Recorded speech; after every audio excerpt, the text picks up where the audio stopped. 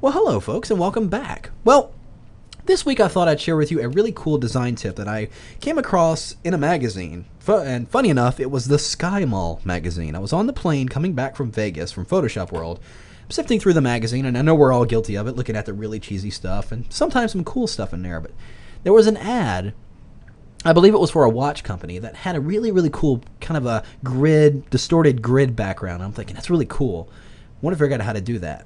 Well, I remember in Illustrator not too long ago, somebody showed me a function that was really cool, and I thought, yeah, that's a cool effect, but when would I ever use that? Well, looking at that ad, and then it hit me. I was like, that is the perfect use for that particular function. So here's what we're going to do. I'm inside Illustrator, but we're going to ultimately bring this in Photoshop to finish it up. But we have to generate this quick effect inside Illustrator first. So I'm going to go and select my ellipse shape tool here. And I'm just going to go inside my artboard and draw the shape across the artboard, just like that. And I'm not drawing it out. I'm just keeping it very narrow and across like this. Now here's the trick. I'm going to hold down the tilde key, which is that little wavy line key next to the number 1 on your keyboard, right above the tab key. And when I do that, it's going to basically do a repeat of my shape as I'm drawing it, or as I'm, moving it across my document. So I'm going to hold that key down and just drag the shape down and across. And you can see it has generated, if I deselect it here, a really interesting grid pattern. You can see all the lines that are going on in here. It's basically repeated that shape as I drag along. So when I first saw this, I'm like, yeah, that's really cool. But you look at it and you go, all right, what do I do with it now? Here's what you do with it. I'm going to drag and select the entire object. I'm going to copy it to the clipboard. Let's go under Edit, go to Copy.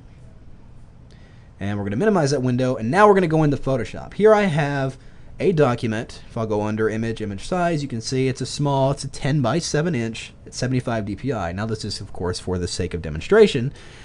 If you're working in print or anything like that, you certainly will want to work in a much higher resolution file. But here's what I have here. So I'm going to go in there, I'm going to zoom out a little bit, I'm going to actually go into the edit menu, and we're going to go to paste. And I'm simply going to paste this as pixels. So with pixel selected, I'm just going to click OK. It brings in that shape. Now I'm not going to commit it just yet. I'm actually going to rotate it and just kind of put it in a general position right about like that. Then I'm going to press enter, and that'll commit it into this document. Let's zoom back in. So now it was filled with black, as you remember, inside Illustrator, and that brought it over here. So I need to make it a little bit more visible. I'm going to lock the transparency, and I'm going to go into my color picker and select a really light blue color. Let's go into the light blue. Let's get it really light up there. I'm going to hit OK. So that light blue is in my foreground, and with the transparency locked, I'm simply going to press Option Delete, that would be Alt Backspace on a PC, to fill that grid in there. And that looks pretty good. It's kind of got an interesting shape to it. Looks pretty neat.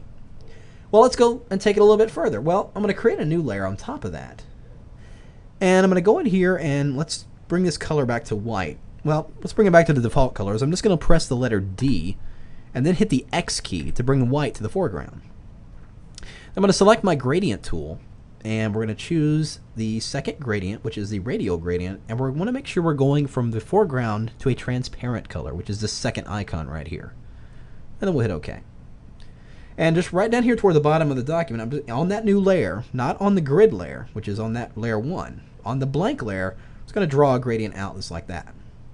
Now I'm going to clip that inside that grid layer by just clipping it between them. I'm going to hold down the Option key or the Alt key and clip that layer in between there. So now it appears just inside the grid. I'm going to change the blend mode of that to overlay. Then it highlights that area at the bottom a little bit more. As you see, I move it around, it's a little bit changed. Well, I'm going to highlight that grid layer once more. I'm going to zoom out the document so I can see what I'm doing here. I'm going to bring up Free Transform by pressing Command or Control T. Then I'm going to go Control or right click directly on that object to bring up this menu, and we're going to go to Warp. And here you can just kind of do whatever you want. I'm just going to actually just kind of push these ends in all kind of weird directions and just manipulate that grid that much more. Now that gradient layer we created is staying put because it's clipped inside there. It's on its own layer, so it's not doing anything.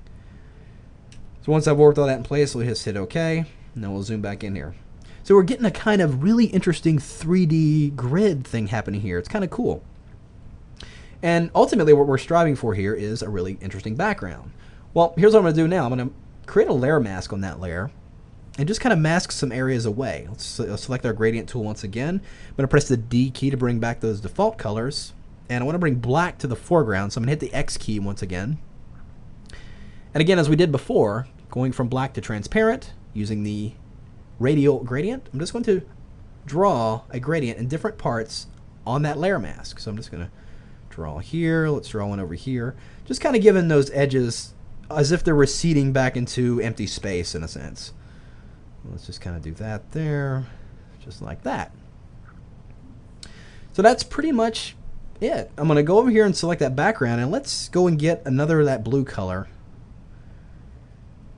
And let's give that background a little subtle hint of blue. Again, using the gradient tool, foreground to transparent, using the radial. I'm just going to draw a gradient in from the back here, up just like that. So it almost looks like there's a light source coming from down here. It's shining up on that grid. Well, all there's really left to do now is just pop in some text. Here I'm going to select my text tool. I'm just going to click in here once. And let's go with CS3.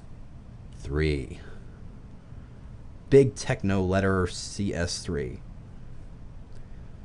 So, and this font is actually, if I double click and highlight that font, you can see it's Terminator, which is from the movie Terminator. I actually found this font on a website called DaFont. It's DAFONT.com. Has all kinds of really cool free fonts you can download.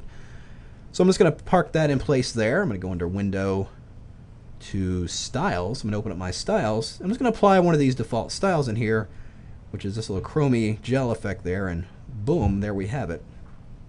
And that pretty much is it. Look at that. We've created a really cool three-dimensional grid simply with that really crazy function inside Illustrator that probably nobody ever thought to use, but here's a really cool use for it, creating a really interesting three-dimensional grid in there. So there you have it. Give it a try yourself. See what kind of funky designs you can come up with, and have fun with it.